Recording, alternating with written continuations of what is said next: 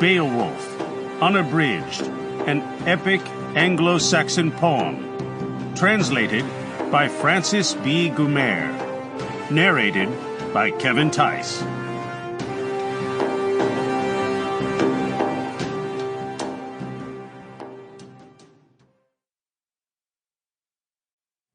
The story, summarized by J. L. Hall, Ph.D.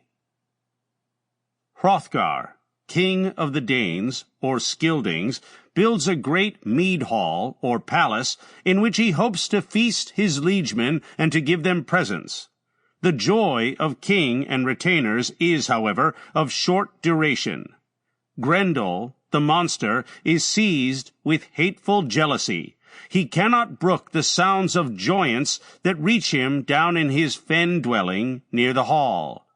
Oft and anon he goes to the joyous building bent on direful mischief.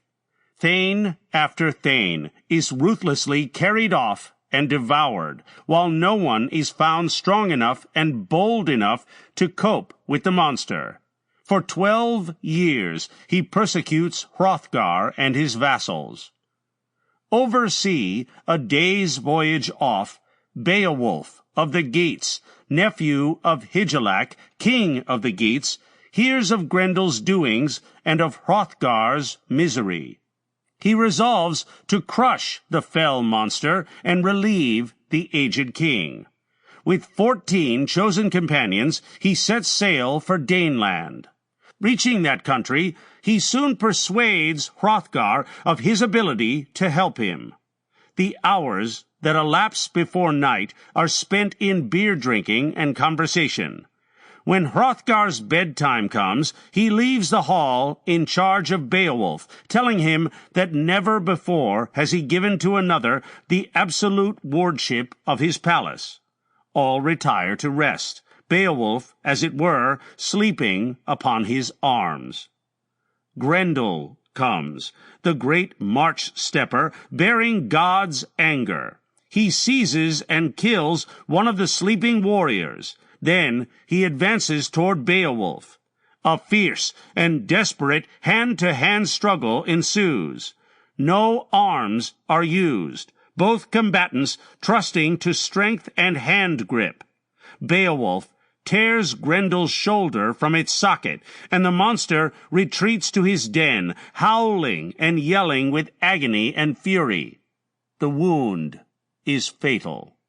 The next morning, at early dawn, warriors in numbers flock to the hall Heorot to hear the news. Joy is boundless. Glee runs high. Hrothgar and his retainers are lavish of gratitude and of gifts. Grendel's mother, however, comes the next night to avenge his death. She is furious and raging. While Beowulf is sleeping in a room somewhat apart from the quarters of the other warriors, she seizes one of Hrothgar's favorite counselors and carries him off and devours him. Beowulf is called.